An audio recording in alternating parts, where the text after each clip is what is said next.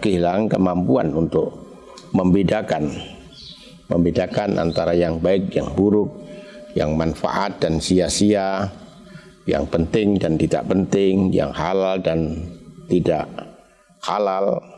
Kita kehilangan kemampuan untuk merasakan kedekatannya, dan kita juga kehilangan kemampuan untuk bisa memahami hikmah di balik perintah-perintahnya. Assalamualaikum warahmatullahi wabarakatuh. Bismillah, alhamdulillah, la haula wa la quwata illa billah. Allahumma salli ala sayyidina Muhammad wa ala alihi wa sahbihi kama la nihayata li kamalika wa adada kamali.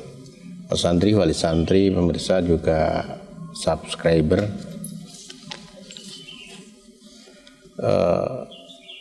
di sekitar kita tampak bersih, udara yang kita rasakan tampak tidak mengandung kotoran. Tapi ketika kita memakai alat bantu, maka akan kelihatan dengan jelas partikel-partikel yang ada di udara di sekitar kita.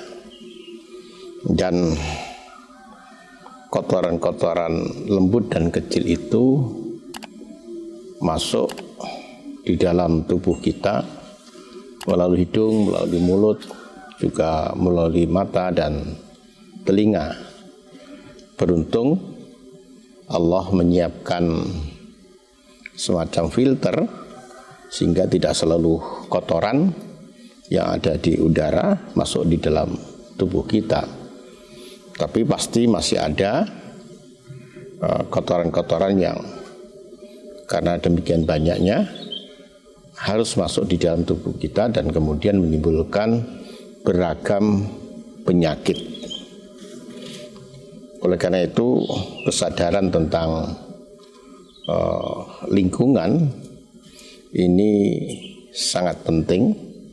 Bahkan dunia sekarang ini sedang berpikir keras bagaimana bisa menjaga lingkungan ini agar tercipta lingkungan yang sehat, lingkungan yang bisa memberikan kebutuhan oksigen bagi manusia dengan oksigen yang bisa mendukung kehidupan. Ini saya ceritakan untuk membuat analogis, semacam perumpamaan bahwa sebenarnya hati kita juga seperti itu. Kita lihat di sekeliling kita tampak biasa-biasa saja, tapi banyak hal, kejadian, realita yang kita alami maupun kita lihat sebenarnya menjadi semacam debu yang masuk di dalam hati kita melalui pendengaran kita, melalui penglihatan kita, juga melalui imajinasi kita yang kemudian menimbulkan kekotoran jiwa. Lah, kejadian semacam itu terus berlangsung setiap hari, baik kita sadari ataupun kita tidak sadari. Dan lama-lama ketika kita tidak cukup memberikan perhatian, tidak cukup hati-hati, maka hati kita menjadi buram, hati kita menjadi kotor, hati kita menjadi penuh kerak. Kalau hati kita sudah kotor, maka kita akan kehilangan kemampuan penting. Yang pertama, kita akan kehilangan kemampuan untuk membedakan antara yang baik, yang buruk, yang manfaat dan sia-sia, yang penting dan tidak penting, yang halal dan tidak halal. Bahkan kadang-kadang demikian gelapnya hati kita, kita menganggap yang tidak penting menjadi sangat penting, justru yang sebenarnya tidak sangat penting justru kita anggap biasa-biasa saja. Yang kedua, kita akan semakin jauh dari cahaya. Kehidupan kita menjadi sangat sempit. Kita bisa membuat contoh sebuah ruangan dalam ukuran yang sama. Di dalam ruangan itu ada cahaya dan tidak. Maka yang tidak ada cahaya, ruangan itu akan sangat sesak, menyesakkan dan sangat sempit. Sebaliknya, ruangan dengan ukuran yang sama ketika cahayanya terang benderang, maka ruangan itu akan terasa luas dan menyegarkan. Yang ketiga, dengan hati yang kotor, kita kehilangan kemampuan untuk memahami. Kita kehilangan kemampuan untuk memahami rahmat Allah Subhanahu wa taala yang senantiasa diberikan kepada kita. Kita kehilangan kemampuan untuk memahami kebijaksanaannya yang terus terjadi pada diri kita dan segala yang kita lihat.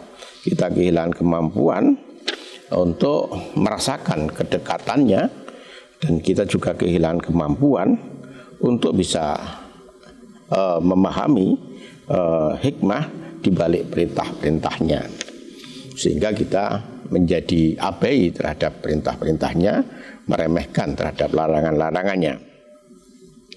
Para santri juga pemirsa, subscriber, hati yang kotor juga membuat kita mencintai dunia, bahkan memuja dunia, kedudukan, harta benda, dan hal-hal yang lain. Kemudian lupa terhadap mati. Yang ketiga, menyebabkan tumbuhnya bermacam penyakit hati, khususnya penyakit takabur, penyakit riya, penyakit hasud. Itulah diantaranya akibat dari kekotoran hati. Oleh karena itu Allah memerintahkan kepada kita, tubu ilallah taubatan nasuha, bertaubatlah kepada Allah dengan taubat yang sungguh-sungguh. Taubat itu berasal dari kata tabah yang artinya kembali. Orang yang lalai kepada Allah, orang yang lupa kepada Allah, kemudian berlaku maksiat, melanggar perintah-perintahnya, dianalogikan sebagai orang yang semakin jauh dari Allah. Orang yang semakin jauh dari Allah sudah seperti yang saya katakan tadi, saya sampaikan tadi, menimbulkan bermacam akibat yang sangat berbahaya bagi kehidupan kita. Oleh karena itu taubat adalah diartikan kembali kepada Allah, kembali kepada cahaya, kembali untuk memperhatikan perintah-perintahnya, kembali untuk menjalankan perintah-perintahnya, kembali secara konsisten menjalankan perintah itu. Allah sangat gembira, Allah sangat paham bahwa kita memang orang yang manusia, jenis manusia yang tempat salah dan alpa. Seperti dikatakan oleh Nabi, kita semua adalah orang yang banyak berbuat salah, tapi di antara orang yang berbuat salah, yang terbaik adalah mereka yang bertaubat. Dan Allah sangat gembira kepada orang yang bertaubat, sehingga digambarkan bahwa ada seorang musafir dengan perbekalan yang cukup di tengah padang Sahara, dan ia cukup aman dengan perbekalan yang dibawanya, tapi mendadak perbekalan yang demikian lengkap, cukup, perbekalan itu mendadak hilang. Ya, kita bisa membayangkan apa yang dirasakan oleh musafir itu. Dia pasti putus asa, dia pasti kehilangan harapan hidup, Kemudian dalam keadaan suasana seperti itu, perbekalan itu ditemukan kembali. Maka musafir itu kita bisa lukiskan kegembiraannya. Dia merasa seakan bangkit dari kuburnya, dia merasa hidup kembali. Dibanding kegembiraan musafir itu, lebih bahagia Allah ketika menerima taubat seorang hamba. Oleh karena itu, taubat adalah sesuatu yang menyebabkan Allah ridha. Taubat adalah sesuatu yang sangat dicintai oleh Allah Subhanahu wa taala. Taubat yang baik, yang pertama, kita berhenti dari maksiat dan dosa. Yang kedua, kita menyesali perbuatan maksiat dan dosa yang terlanjur kita lakukan. Yang ketiga, kita berjanji untuk tidak mengulangi. Dan yang keempat, kita banyak melakukan kebaikan. Insya Allah seperti disampaikan di dalam ajaran agama kita, bahwa kebaikan akan menghapus keburukan. Dengan taubat yang nasuha, yang sungguh-sungguh, insya Allah kita akan hidup kita akan dilimpahi oleh cahaya Allah, sehingga kita bisa menjalani kehidupan dengan berbahagia. Mungkin di dalam kehidupan kita tidak kita dapatkan hal-hal yang berlebih menurut kacamata umum, tapi pemahaman kita tentang rahmatnya, pemahaman kita tentang kebijaksanaannya, pemahaman kita tentang kasih sayangnya akan membuat segala yang terjadi pada diri kita adalah bentuk dari rahmat, kasih sayang, dan kebijaksanaannya. Dan akhirnya selamat berbahagia dengan taubat. Semoga taubat menjadi amaliyah istiqomah kita. Dan yang kedua, dengan taubat moga-moga kehidupan kita bahagia dunia dan akhirat. Terima kasih atas perhatiannya. Allahumma fiq ila aqwamit thoriq. Assalamualaikum warahmatullahi wabarakatuh.